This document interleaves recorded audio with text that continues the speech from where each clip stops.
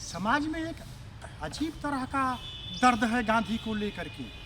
गांधी को जब आप मिलो किसी से, उसका पूछो तो अजीब अजीब दर्द बताता है। कोई बताता है गांधी जी भगत सिंह को नहीं बचाए, एक दर्द की अलग अलग मैं बता रहा हूँ, विवेचना बता रहा हूँ। दूसरा बताए हिंदू कहता है मुसलमान का पक्ष लिए, मुसलमान कहता है हिंदू का पक्ष लिए। दलित कहता है गांधी जी सवर्णों का पक्ष लेते थे, सवर्ण कहते थे गांधी जी तो दलितों के पीछे पागल हुए घूम रहे थे। कोई कहता है गांधी जी ने देश का बंटवारा कर दिया, कोई कहता है सरदार पटेल को गांधी जी प्रधानमंत्री नहीं बनने दिए, कोई कहता है गांधी का मतलब कांग्रेसी है, कोई कहता है मजबूरी का नाम गांधी है, कोई राष्ट्रपिता पर भी आपत्ति करता है। आप समझिए, मैं एक बार दिल्ली गया हुआ था, मैं अपने जीवन में बहुत कम बार बाहर गया। आप दर्द आप देखिए, मैं जो राजघाट गया था तो एक मुसलमान वहाँ मिल गया। मैंने उससे पूछा कि गांधी जी के बारे में आप क्या विचार है। वो कहा गांधी जी तो मुसलमानों के विरोधी थे, हिंदुओं का पक्ष लेते थे। आप समझिए सर जी, आप सोचिए, जब नोआखली में दंगा हुआ, हिंदुओं को बचाने कौन गया? कोई तो नहीं गया, गांधी ही गए। जब दिल्ली में दंगा होने लगा, गांधी जी ही तो उपवास किए, वहां का दंगा शांत कराए। कौन बचा? हिंदू मुसलमान दोनों बचे ना। बिहार में गए मुसलमानों को बचाने, वहां बचाए। कलकत्ता में one man army Gandhi ji की एक बार हम बता चुके हैं। गांधी जी अकेले कलकत्ता में पूरा दंगा, आप पूरा इतिहास उठा करके देखिएगा, बांग्लादेश और कलकत्ता की सीमा पर और बिहार में देश के बंटवारे के समय कोई दंगा नहीं हुआ है। वो दंगा क्यों नहीं हुआ? गांधी जी वहाँ थे। माउंटबेटन ने तभी कहा था गांधी एक आदमी की सेना थे, और दिल्ली का दंगा होने के बाद गांधी जी कराची जाने वाले थे, वहाँ भी जाने वाले थे। जो लोग ये भ्रम फैलाते हैं गांधी जी पाकिस्तान तो नहीं गए, पाकिस्तान जा रहे थे। उनकी डॉक्टर सुशीला नैयर वहीं थी। 3-4 दिन गांधी जी का न मारे होते, लेट कर जाते, किसी भूल चूक हो गई होती तो गांधी जी पाकिस्तान में ही होते, वहाँ के लोगों के बीच होते।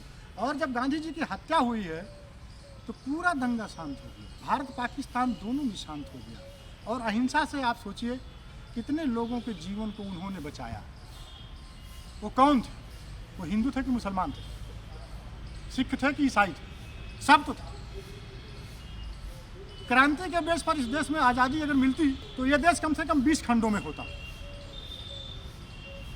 एक गांधी ही तो थे जो पूरे देश को एक सूत्र में, एक आंदोलन में बांध लिए। गांधी न होते तो कम से कम ये देश, जो देश जहाँ जहाँ बगावत करता, जो प्रांत, वो अपना अपना देश बना के आज जैसे यूरोप में है छोटे छोटे, अरे पुद्दी देश हैं, वैसे वैसे पुद्दी छोटे छोटे, कहीं अवध होता तो कहीं कलकत्ता का अलग होता, कहीं हजरत नवाब अलग होता, कहीं भोपाल का नवाब अलग होता। और गांधी के अलावा देश के लिए लड़ कौन रहा था? राजा लोग तो ये कहते थे अंग्रेजों से कि आज़ादी तो देश तो हमसे छीन के आप लियो, हमसे छीने हैं, आज़ादी दे के हमका जाओ। नवाब लोग ही कहते थे आपने हमसे छीना है, हमका दे के जाओ। साउथ वाले अलग मांग रहे थे, पूर्वी भारत वाले अलग देश मांग रहे थे, सिख वाले अलग मांग रहे थे। देश विभाजन की बात तो सबई करता रहा गांधी छोड़ के। देश विभाजन, देश एक की बात कौन कर रहा था? सिख अलग मांग रहे थे, साउथ वाले अलग मांग रहे थे, नवाब अलग मांग रहे थे, राजा लोग कहते थे आज़ादी अंग्रेज हमसे छीने हो, हमें दियो। देश विभाजन की बात तो सब कर रहे थे। आप एक बात और समझिए, जब तक देश आज़ाद नहीं था गांधी आगे थे, देश गांधी के पीछे था। जैसे आज़ादी की खुशबू की सुगंध आई, देश आगे निकल गया, गांधी पीछे छूट गए। गांधी की सुनने वाला कोई नहीं था। गांधी ने कहा अगर कांग्रेस मेरा साथ दे दे तो मैं देश का विभाजन का प्रस्ताव रद्द कर सकता हूँ। गांधी को बिना बताए कांग्रेस ने प्रस्ताव स्वीकार कर लिया। देश विभाजन की जो बात है वो जो असहयोग आंदोलन से शुरू होती है। देश की बंटवारे की नींव असहयोग आंदोलन से पड़ी। असहयोग आंदोलन में जब गांधी जी अलग हो गए, गांधी जी से जो शौकत अली बंधु थे, नमक आंदोलन में उन लोगों का, मुसलमानों का योगदान कम लिया गया, तो मुसलमान लोग थोड़ा थोड़ा अपने को उपेक्षित महसूस करके उपेक्षित होने लगे, साइड से, लाइन से हटने लगे। किसी एक प्रांत में चुनाव हुआ था, वहाँ परमानेंट लीडर था कोई मुसलमान, नेता बना दिए मुख्यमंत्री हिंदू को। मुसलमानों ने शिकायत की, गांधी जी ने एक कमेटी बनाई, कमेटी ने भी वही रिकमेंड किया।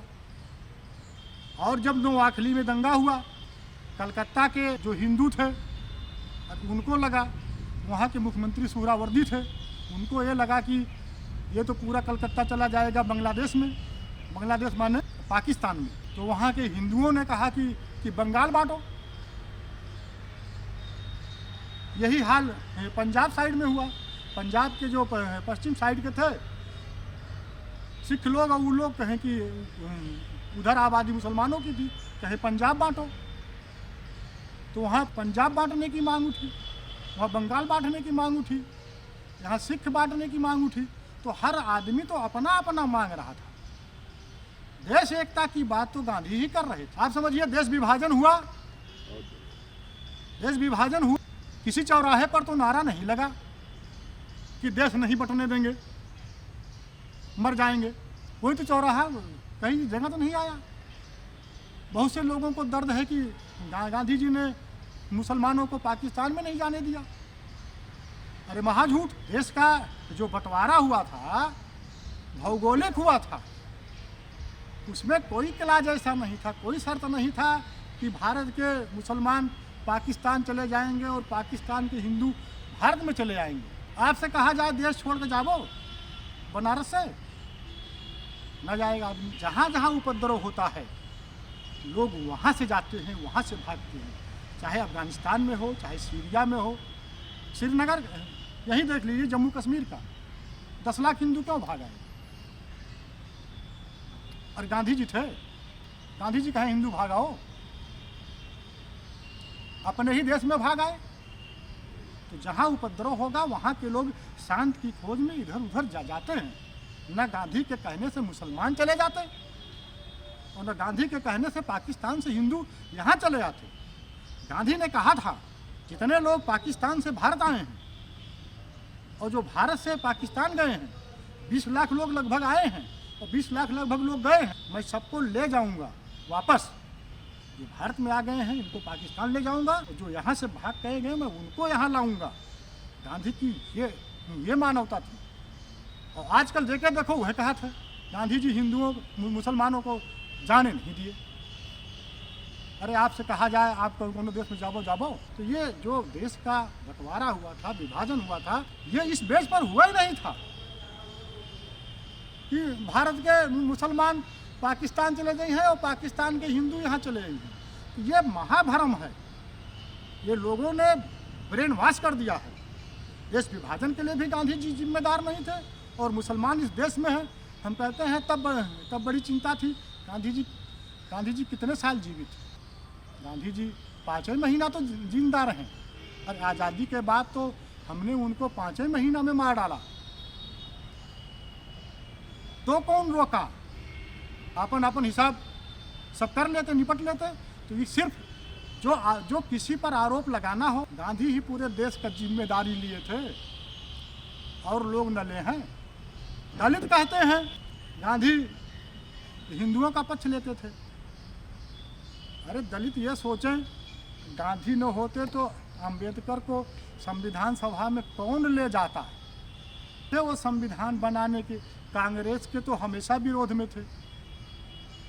गांधी को कौन मारा?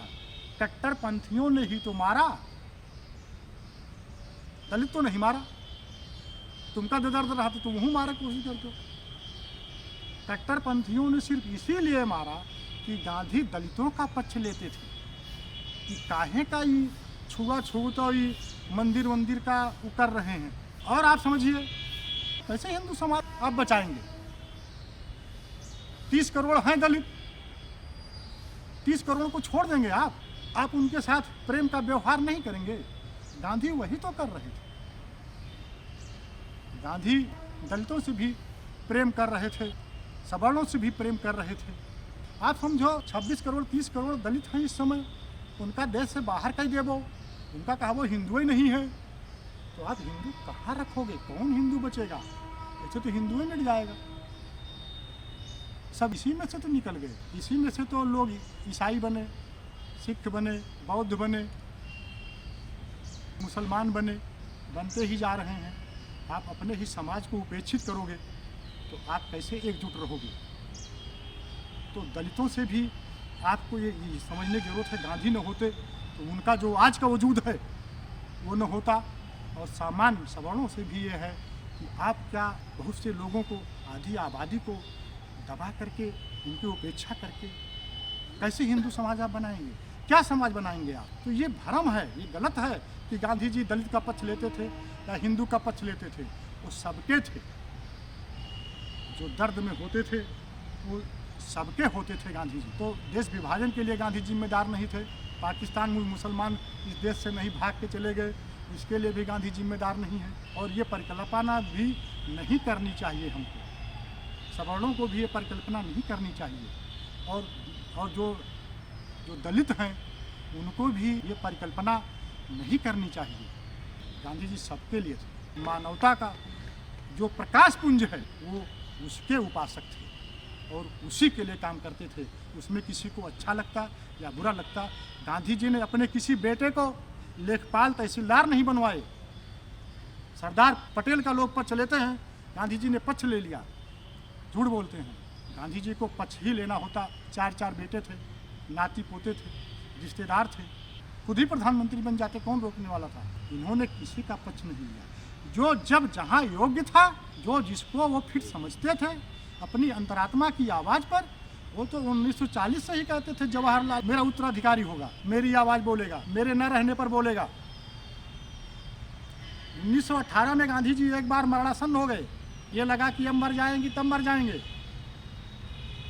उन्होंने लोगों को बुलाया, आश्रम के सभी लोगों को बुला के कहा कि देखो अब मैं जा रहा हूँ, लेकिन भारत के लिए मेरा अंतिम संदेश है कि भारत को आज़ादी अहिंसा के रास्ते से ही मुक्ति मिलेगी और कोई इसका उपाय नहीं है। भगत सिंह का आप देखिए, भगत सिंह जब ये हुआ कि मारना है, लाला लाजपत राय जब मारे गए, लाठी चार्ज में जब वो घायल हो गए, मर गए, तो क्रांतिकारियों ने कहा कि अब मारना ही मारना है इंस्पेक्टर को। तो टीम बनी, भगत सिंह को गोली मारने का जिम्मा मिला, राजगुरु को यह मिला कि थाने से कवर कर लेंगे, चंद्रशेखर आज़ाद को मिला कि थाने से लेकर के भाग जाएंगे, हंसराज बोहरा को ये मिला कि मतलब पोस्टर बनाएंगे, जय गोपाल को ये बताया गया कि तुम पहचान करना थाने में कि वो आ गया। तो आप समझिए, जय गोपाल ने मारना था अरिस्टाट को, मार दिया सैंडर्स को। जिसको मारना था उसको नहीं मारे, तो उससे पूछा गया तुमने क्यों बताया गलत? कहा सब अंग्रेज एक जैसे दिखाई पड़ते हैं। तो क्रांतिकारियों ने मान लिया, चलो किसी को मार लिया, संतोष कर लिया। भगत सिंह को बहुत बड़ी उम्मीद थी कि इससे बहुत बड़ी क्रांति देश में आ जाएगी, लेकिन उन्होंने देखा कुछ हुआ ही नहीं, कुछ हुआ ही नहीं। तब उन्होंने असेंबली में बम फेंका। धीरे धीरे जय गोपाल और हंसराज बोहरा, जो व्यक्ति की थाने में उसकी पहचान किया था वो, और हंसराज बोहरा जो पोस्टर बना करके, पोस्टर बना, स्काट मारा गया, बना के रेडी था कि रात में चपकाया जाएगा, मार दिए जो सैंडर्स को। तो वो 2 मतलब सरकारी गवाह बन गए। धीरे धीरे 650 सरकारी गवाह बन गए। गद्दारों को तो हम नहीं ढूंढते। गांधी तो कहते थे मैं तो चोर डाकू को फांसी देने के खिलाफ में हूँ, हत्यारे को फांसी देने के खिलाफ हूँ। और भगत सिंह तो बहुत बड़े क्रांतिकारी हैं, देशभक्त हैं, इनकी फांसी का सपोर्ट मैं कैसे कर सकता हूँ? वाइसराय से कहा कि अगर भगत सिंह की फांसी हटा दो, टाल दो, आजीवन कारावास में बदल दो, तो देश में ये सद्भावना फैलाने में बहुत सहूलियत मिलेगी। लेकिन अंग्रेज 600 गवाह कहाँ जाते? भगत सिंह खुद भी अपना बचाव नहीं किए, बड़े बड़े वकील लगाए गए। क्या गांधी से ही हर चीज़ की उम्मीद की जाएगी? कुछ लोग तो राष्ट्रपिता पे परेशान हैं। गांधी जी का राष्ट्रपिता कहा था। यह एक दर्द बा, दर्दों का बाढ़ पैदा कर दिया लोगों ने भ्रांति बना बना करके। अब राष्ट्रपिता तो भाई सुभाष चंद्र बोस को तो सभी नायक माना था अपन, तो ये तो सुभाष चंद्र बोस से पूछे के रहा कि भाई तुम उनका काहे राष्ट्रपिता बनाई दी हो। सुभाष चंद्र बोस में और गांधी जी में पिता पुत्र का संबंध था। जब आज़ाद हिंद फौज सुभाष चंद्र बोस ने बनाया तो उन्होंने पहली ब्रिगेड का नाम गांधी ब्रिगेड रखा। आप समझिए, पहली ब्रिगेड का नाम गांधी ब्रिगेड रखा और उन्होंने गांधी जी का एक चित्र रखा, उस पर फूल माला चढ़ाया और तब उन्होंने राष्ट्र के नाम संबोधन किया। राष्ट्रपिता महात्मा गांधी को पहले संबोधन किए। सुभाष चंद्र बोस जी जब मरने लगे, प्लेन एक्सीडेंट हुआ था, तो सुभाष चंद्र बोस जी से आज़ाद हिंद फौज के सेनापति, नाम नहीं याद आ रहा हमको, उन्होंने कहा कि सुभाष चंद्र बोस का आप देखिए बहुत जल गए थे जब प्लेन क्रैश हुआ था, लेकिन उनके चेहरे पर दर्द के भाव नहीं थे। इतने हिम्मती थे, इतने बहादुर थे। सुभाष चंद्र बोस ने कहा यहाँ तो आप लोग अपने अपने सिपाहियों के लिए संदेश दिया, यहाँ तो मेरे हिसाब से काम कर रहे हो। भारत में जाना तो गांधी के अनुसार काम करना, जो गांधी कहता है वो करना। नोआखली में बहुत से लोगों ने कहा कि हम आपके साथ आएंगे। गांधी जी ने आज़ाद हिंद फौज के 40 लोगों को अनुमति दी थी कि आप आकर के यहाँ काम में आप सहयोग कर सकते हैं। राष्ट्रपिता का तो अजीब अजीब तमाशा है, हर देश में तो राष्ट्रपिता है, कौन देश में नहीं ना। राष्ट्रपति भी है, राष्ट्रपति का तो कोई नहीं कहते कि पति कैसे होंगे। कुलपति हैं, तमाम पद ऐसे हैं। गंगा माँ है, गौ माता है, भारत माता है। भारत माता का भारत पिता आप खोजोगे, कहाँ खोजोगे बताओ। गौ माता का गो पिता खोजोगे, कहाँ पाओगे आप। कैसे गौ माता रहेंगी। गंगा माँ कैसे गंगा माँ रहेंगी। हर देश का अपना एक हर देश अपने नायक को राष्ट्रपिता की उपाधि देता है। ये उपाधि है, भौतिक पिता गांधी नहीं है। गांधी तो हर चीज़ का मना करते रहे। कहा राष्ट्रपिता हो मैं ना कहो, जो क्यों कह दिए। महात्मा ना कहो, जो चीज़ वो तो हर चीज़ का विरोध करते थे। लेकिन ये तो लोगों का प्रेम था, लोगों का स्नेह था। गंगा माँ के गंगा पिता ढूंढबो तो कहाँ ढूंढबो। राष्ट्रपति के राष्ट्रपत्नी खोजो, अब कहाँ कहाँ खोजोगे भैया। तो ये सिर्फ एक देश भारत ऐसा अपवाद देश है, विश्व में किसी और देश में कोई व्यक्ति अपने राष्ट्रपिता को कोई शब्द नहीं बोलता है, सिर्फ ये हमारा देश है। इस देश की सोच को आप सोचिए, सिर्फ भारत देश है जहाँ अपने राष्ट्रपिता को लोग गाली देने में या आलोचना करने में गर्व महसूस करते हैं। ये शर्म की बात है। गांधी गर्व के विषय है, गांधी शर्म के विषय नहीं है। गांधी के ऊपर जो भ्रांतियाँ फैलाए हैं, गांधी इन सब भ्रांतियों से बहुत दूर थे। बस हमने अपना पक्ष नहीं जाना। गांधी जी के उज्जवल पक्ष को काला बनाने में कुछ लोग लगे हुए हैं। निश्चित रूप से निंदनीय है वो लोग। अच्छा पक्ष लाना पड़ेगा, नहीं तो समाज फिर 100 साल पीछे, 200 साल पीछे हम चले जाएंगे। जो भारत का भविष्य है, गांधी के सपनों का भारत का असली भविष्य है, वही राम राज्य की परिकल्पना है और उसी के लिए प्रयास करना है। इसलिए मेरा आप सभी से निवेदन है, हर भले आदमी से निवेदन है, बुरे आदमी से और ज़्यादा निवेदन है कि भाई गांधी का दर्द महसूस करिए, गांधी का दर्द पालिए, गांधी को समझिए। गांधी ने कहा अहिंसा से ही देश की मुक्ति संभव है। भ्रम से दूर हटिए, जो भ्रम फैलाते हैं इनको बचिए। गांधी जी की किताबें पढ़िए, कुछ अच्छी पढ़िए। धर्म का दर्द, ये भ्रम का दर्द जो लिए लोग घूम रहे हैं, अरे दर्द, इतना दर्द, कुछ लोग तो जैसे लगता है इतने दर्द से गांधी का दर्द बयान करते हैं, आलोचना करते हैं कि लगता है ये बेचारे किस संकट बोध में फंस गए हैं, किस अपराध बोध में फंस गए हैं।